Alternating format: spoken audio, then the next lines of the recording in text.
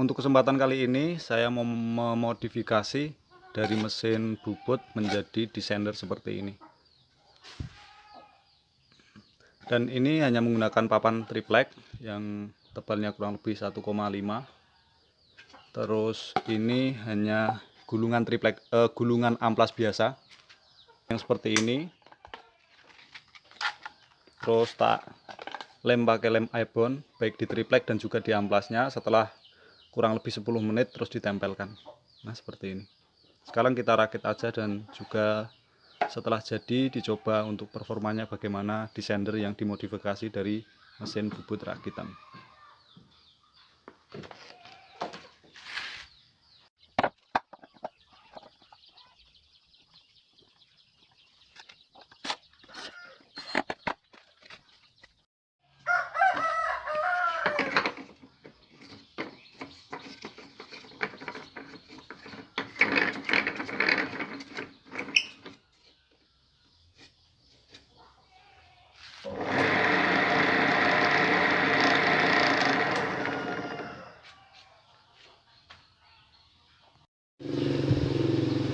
Dan ini dudukannya, ini menggunakan triplek 18 mili, terus menggunakan kayu-kayu reng, tak paku dari sini.